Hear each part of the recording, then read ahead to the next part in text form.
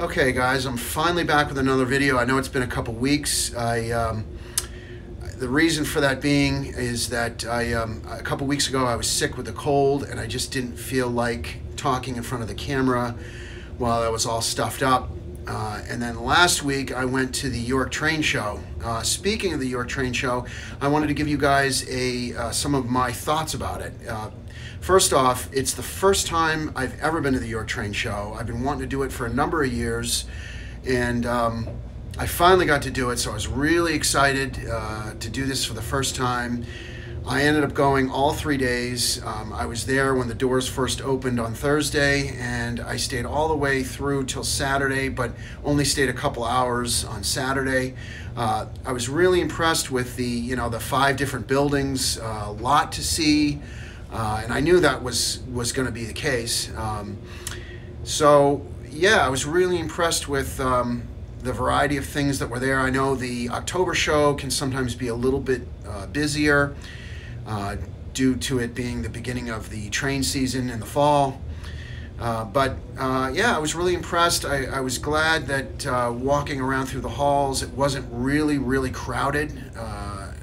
Going to Amherst, the Amherst train show in Springfield, that show tends to be a little bit crowded with the crowds, but this kind of was a little bit more spread out, so it was easier to walk around. Just to share with you guys briefly what I got, I bought a lot of trains. Here's a picture of all the things that I bought. It was hard to get all this into one picture, but just to kind of sum it up, I bought there was a they call it the post-war celebration series that Lionel released a number of years ago. And it's a set that it was the reproduction of the number 773 Hudson locomotive. And this time in the set, it comes with TMCC. It also comes with like 6 or 7 cars. Some of the cars have kind of go back to the post-war, like you've got the milk car that the guy kicks the milk cartons out of the milk containers out onto the platform. That's a popular post-war train. That's one of the cars on there.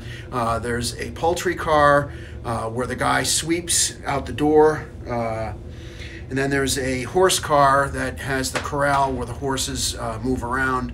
So I'll be doing a video on that sometime in the future. I'm real excited to really check that out. I also bought the 777, the New York Central Commodore Vanderbilt.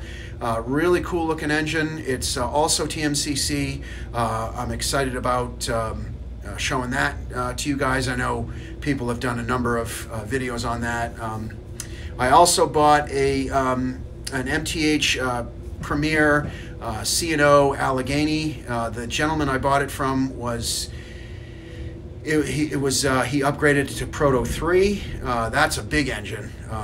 That was kind of like I bought that kind of quickly. I wasn't expecting to be purchasing something that big, but I just decided to go ahead and do it. I also bought an MTH Premier AS11 in the Conrail colors. As you guys know, I'm a Conrail fan, so I bought that engine. So I'm excited to show you guys that. Then the last engine I bought was it was a Williams K4 Pennsylvania Pacific, and I thought it was really cool looking, and the gentleman that sold it to me said that he could upgrade it to Proto 3.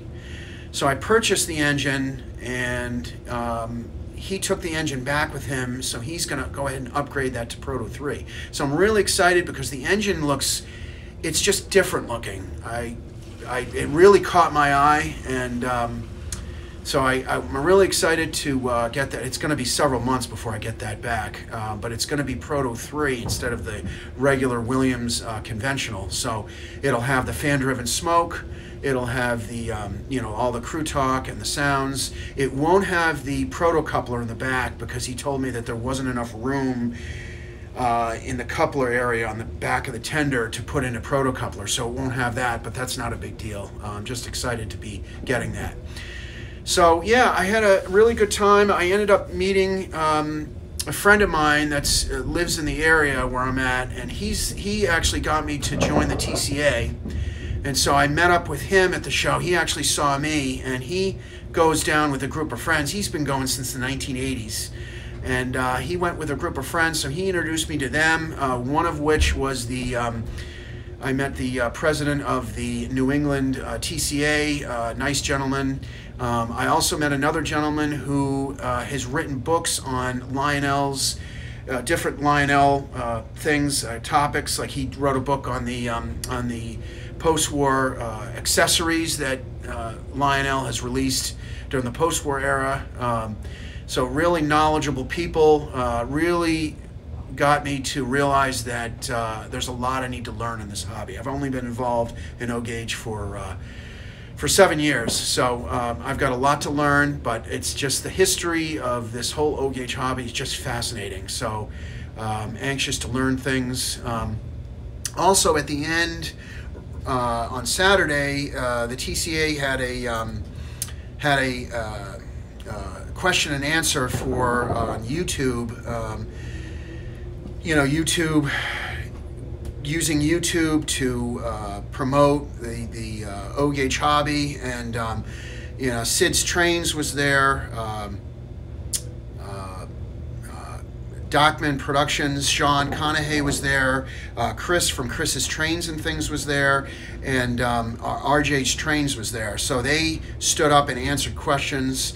I'll leave links to all their YouTube channels. They have some nice content, and they're popular on the O-Gauge YouTube world. So I'll leave links to those. But one interesting thing was that I went up to RJ's Trains and I said, when I started this channel, it's called JR's O-Scale Trains. I was going to call it JR's Trains, but his channel is RJ's Trains, and I didn't want to have my name get confused with his, so I decided to call it JR's O-Scale Trains, and I'm glad I did. So he said it wasn't a big deal if I would have done that. He said there are a couple of channels that have, the names that are very similar, but I'm glad I did. Added the O-Scale Trains on there to kind of differentiate my channel from his. So enough of me talking about York. I am going to be, let's get into the topic at hand, the Union Pacific 1996 Southern Pacific Heritage Locomotive.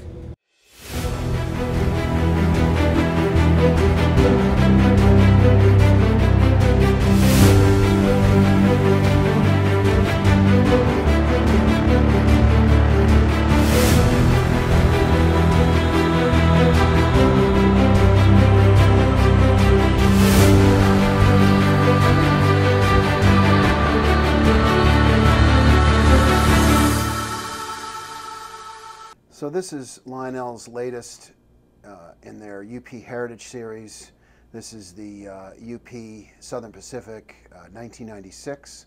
I'm not going to talk too much about this because I did a lot of rambling on the York show. So we're going to keep this brief. Plus, I also did a video on the Chicago Northwestern Heritage locomotive, the 1995. So if you guys want more details on these engines, you can click on the link in the upper right hand corner of your screen on the video that I did on the 1995. So I chose this engine. All the Heritage engines are beautiful. I love them all, but of course I can't buy them all. I was happy with just being able to buy 2 of them.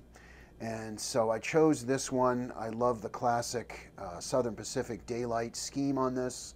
This engine, for those of you who don't know, I used to be involved in G-Gauge years ago, and before I got involved in O-Gauge, and I actually have a G-Gauge version of this exact locomotive made by USA Trains.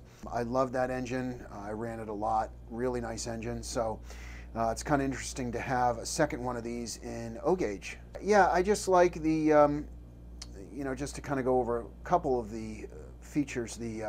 I like the Southern Pacific logo on the nose. And then, of course, the classic daylight scheme with the Southern Pacific writing. And it really looks nice with the black on the top and the bottom. Of course, this is a legacy locomotive. This has got all the latest legacy features. It's, of course, the SD70 ACE. Comes with all the, the 5 bells, the 5 horns. It's got the Bluetooth. You can run it on cab 1, cab 2, the Lion Chief universal remote. You can run it conventionally and via Bluetooth. So again, if you guys want to hear the features on this engine, just check out my earlier video on the 1995. So in today's running session with this locomotive, I'm going to run it with the 1995 in the background. So I'll be running 2 trains around the layout. Thought it would be a little bit more exciting and to run both Heritage engines together. So enjoy the running session.